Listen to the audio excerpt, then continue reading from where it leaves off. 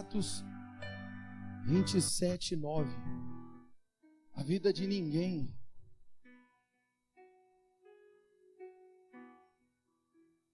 é mais abençoada por causa da igreja que ela frequenta, o estilo de roupa que ela veste,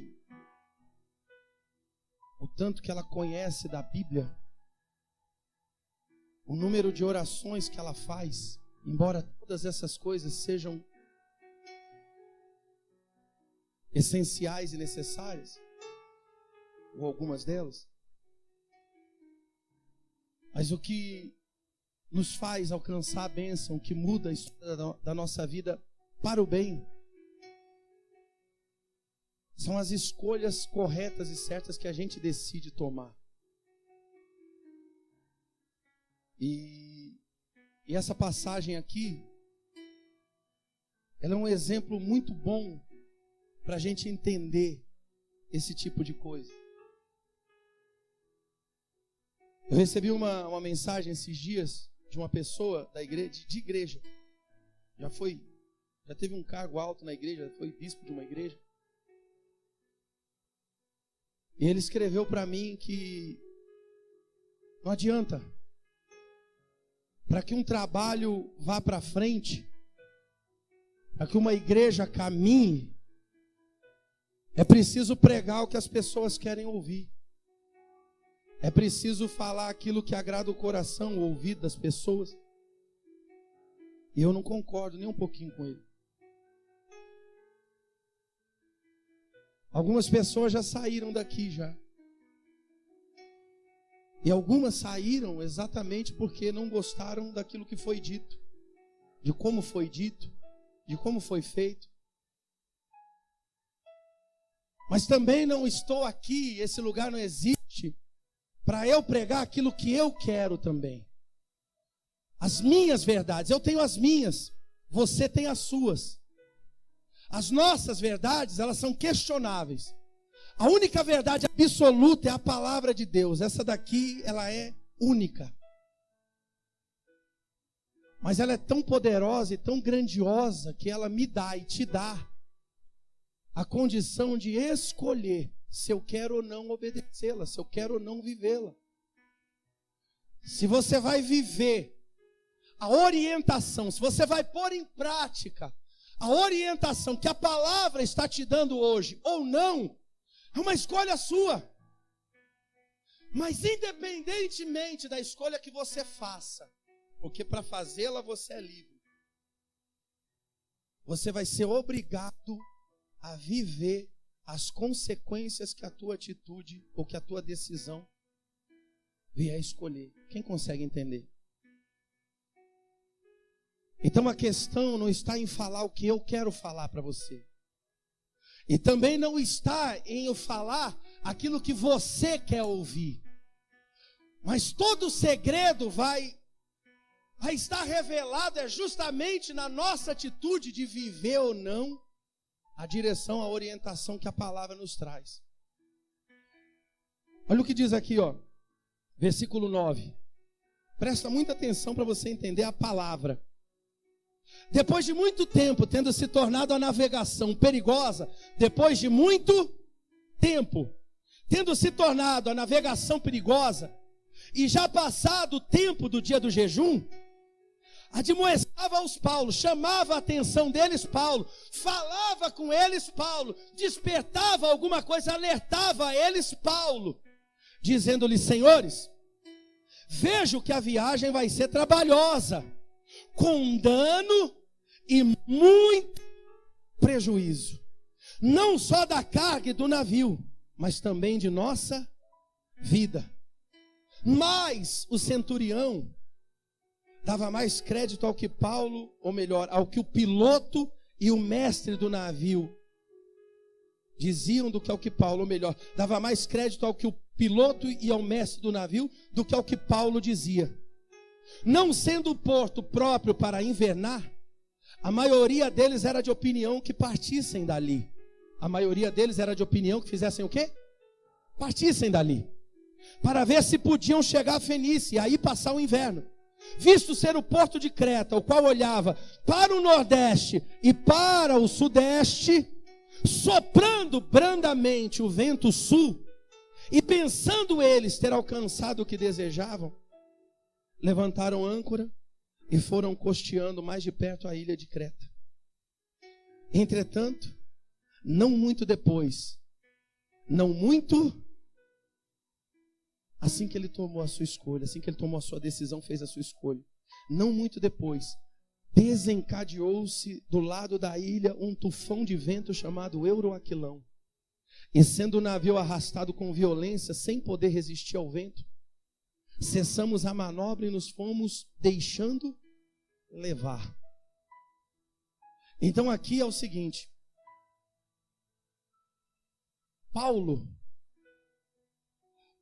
que orava, Paulo que buscava, Paulo que se aproximava de Deus, Paulo que buscava ter comunhão, intimidade, não é religião, porque aqui Paulo está preso, privado da sua liberdade, não tem igreja, não tem templo, não tem pastor, não tem ninguém com ele.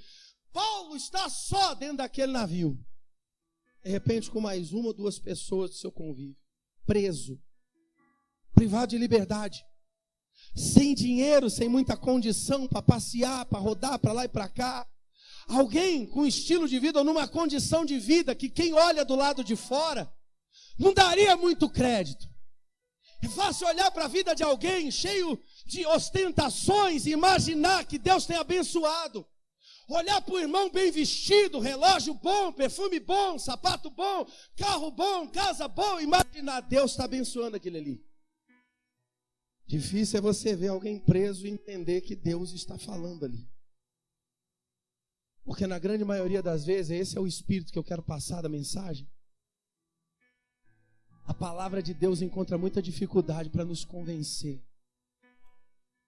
para quebrar o nosso coração, para fazer a gente deixar de ser orgulhoso, arrogante, prepotente e entender que não sabemos nada e que precisamos nos render à vontade de Deus, seja ela qual for. Quem está entendendo alguma coisa? Então Paulo está representando a direção que vem de Deus, a palavra que vem do alto. Só que o piloto do navio, ou melhor, o centurião, que representa eu, você, quem tem o domínio, o poder da escolha, quem decide o que vai fazer da sua vida, quem no final do culto resolve se vai viver ou não, se vai voltar ou não, se vai dar ouvido ou não, se vai agir ou não, qual escolha vai fazer nós? Porque você é completamente responsável pelas suas atitudes, pelas suas escolhas. Aqui, nesse texto, eu fui conversando com um amigo meu que me veio essa mensagem. Você não vê o diabo agindo. Você não vê o diabo incorporando dentro de algum deles, manifestando. Você vê alguém tendo que tomar uma decisão. Mas ele tinha dentro do coração dele, ele estava dentro dele, os pensamentos dele, tudo aquilo que estava acumulado, a propensão dele, a tendência dele, a vontade dele. Ele não queria ficar naquele porto, ele não queria permanecer naquele lugar. Era um lugar pequeno, era um lugar desprovido de condição, o comércio era fraco, a comida não era boa, não era agradável. Ele queria chegar em casa, já estava viajando há muito tempo, a viagem já estava longa, ele não via a hora de chegar onde ele queria, onde ele precisava. Ele não queria ficar ali. Então, naquele momento da decisão dele, Paulo vem e fala para ele o que é completamente o contrário. Não é bom a gente partir. Não é bom continuar a viagem. Não é bom dar sequência a isso. Não é bom agir dessa maneira. Não é bom tomar essa atitude. Não é bom você se precipitar a isso. É melhor que agora você pare, reflita, espera mais um pouco, dá uma analisada melhor, reflete sobre isso, pesa todas as coisas, olha para tudo que está acontecendo. Mas quando você quer, aliás, eu e você, a gente só acredita naquilo que a gente quer acreditar. Você só vai sair por essas portas no final do culto acreditando que isso aqui é Deus falando com você, se você quiser crer. Depende muito se vai agradar ou não, se vai satisfazer ou não.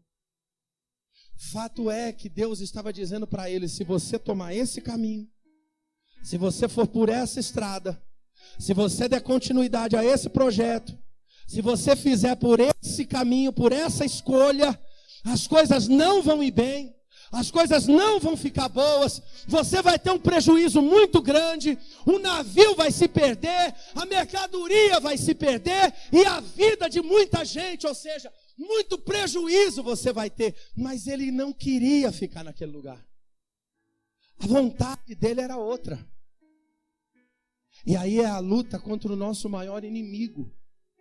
Seu maior inimigo não é o diabo. Ele existe. Veio para roubar, matar e destruir. Tudo que ele puder, ele vai fazer para cumprir esse objetivo na sua vida. Ele vai usar de tudo. Ele vai parar, aliás, ele está parado observando. A Bíblia diz que ele está ao nosso derredor, como um leão rugindo, procurando um espaço para poder devorar. Ele está esperando a ocasião certa. Ele fez isso com Jesus. Não espere que com você ou comigo vai ser diferente, porque não vai. Não importa o quanto você acha que crê em Deus, o quanto a unção você acha que você tem, o nível, o grau de profundidade espiritual que você possui, a altura da tua comunhão espiritual, não importa nada disso se você não viver a palavra, se você não confiar na palavra, se você não tiver comunhão com Deus. Quem está entendendo alguma coisa, por gentileza? Eu não quero que você pense como eu penso, mas eu quero que você pense. E se de repente você entender o que eu estou falando aqui, eu estou tentando te levar para algum caminho, desconsidera tudo. Mas de repente é Deus despertando muito coração a respeito de muita coisa que está fazendo com a própria vida.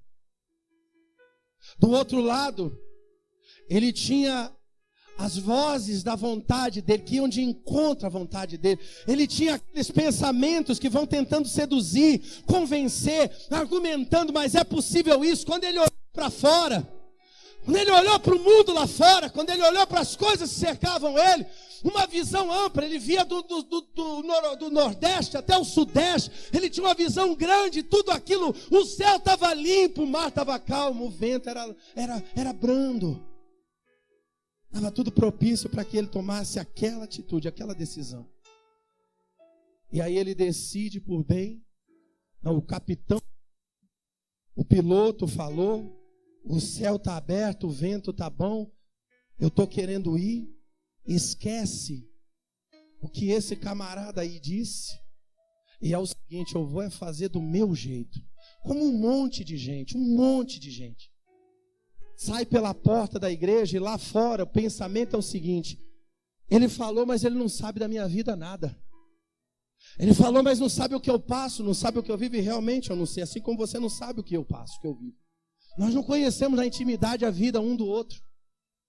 Mas aqui não se trata da minha intimidade, aqui se trata, e nem da sua, aqui se trata é da orientação, da direção que vem de Deus.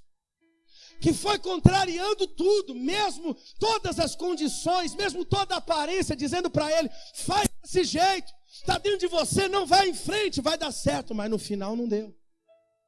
Porque bastou ele tomar a atitude dele, seguir o caminho que ele achava certo, que ele tinha por correto, seguir o caminho que ele achava que era o melhor, para ali na frente a condição toda virar de cabeça para baixo. O céu se fechou, o tufão veio, o barco vai começar a ser jogado de um lado para o outro, o controle de todas as coisas vão se perder. Eles já não vão ter, se você depois tiver o interesse, leia todinho aí a passagem, para que você entenda. Estou resumindo por causa do tempo.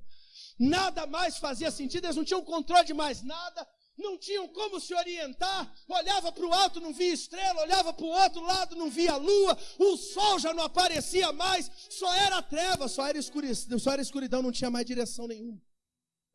Perdeu tudo. Assim um monte de gente está vivendo. Diz que crê. A boca? Porque na hora de seguir a direção, não. Eu é que sei como fazer. E Deus sabe de todas as coisas. Tanto sabe que mandou Paulo ir lá e falar para ele primeiro. Gente, você tem que botar isso dentro do teu coração. Deus sabe sim de todas as coisas. Tanto sabe que nos orienta, nos desperta. para nos fortalecer, para nos levantar, para nos capacitar. Nem eu nem você sabemos o que vai acontecer no momento seguinte, quando a gente cruzar aquela porta. E Deus está preparando o nosso coração, nos fortalecendo, para que a gente tenha que passar todas as coisas. E a gente tem que estar perto dele, o nosso coração tem que estar sensível. E de repente o coração da pessoa está cheio de entulho, cheio de pedaços, de destroços, de tanta coisa ruim, que ela não consegue ter sensibilidade para ouvir a voz de Deus. Não discerne mais nada, está tão tomada nos seus pensamentos, está tão cega na direção, na única direção que consegue enxergar. Não, é isso aqui a minha vida, é isso que vai acontecer daqui a pouco. É o resultado que muitos têm colhido. Estão dentro da igreja, eu não estou falando de quem está fora, não. Porque quem está fora precisa primeiro entender o que é Deus. Eu estou falando de quem está dentro. Isso aqui não é palavra de religiosidade, religião. Isso aqui não é para fazer você te prender aqui dentro, dizer que isso aqui é a arca de Noé, porque não é. Como eu disse, muita gente já esteve aqui, algumas pessoas saíram porque não gostaram do que foi dito. Nem tudo é o diabo. Encontra o diabo aqui. Encontra o diabo aqui. Onde é que o diabo está fechando as portas para ele? Onde é que a maldição hereditária, o trabalho, não fizeram um trabalho para Paulo morrer? Não prepararam lá, pelo contrário. É a decisão de um homem. Olha para o que Jonas fez. Aonde estava o diabo na passagem de Jonas? Deus fala para Jonas: Jonas, vai por aqui. E Jonas decide ir por lá. Vai para onde? Na profundeza do mar. Na profundeza das trevas. Tem coisa, como eu disse no começo, o diabo vem para roubar, matar, destruir. E ele está procurando essa brecha. O diabo foi em Jesus. Então não espere que ele não venha em você ou em mim. O diabo foi até Jesus e ficou olhando, observando aonde ele podia pegar, aonde ele podia entrar, qual o caminho que ele podia entrar. E ele viu que Jesus sentiu fome. Imediatamente ele usou aquilo que estava ali próximo e falou: transforma a pedra em pão. Mas Jesus tinha a palavra de Deus que o dirigia e ela o sustentava. Tem hora que você não vai ter mais nada a se apegar, a não ser a palavra de Deus dentro do teu coração. E outro ponto importante para se entender, colocar no coração e viver.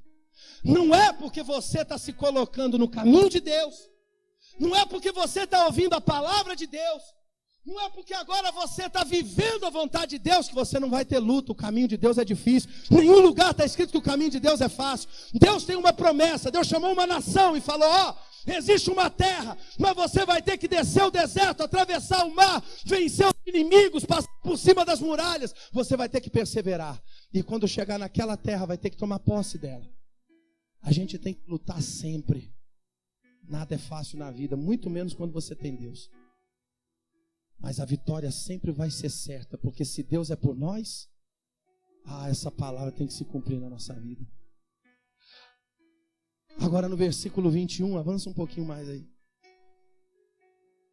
Para aquele que está em Deus,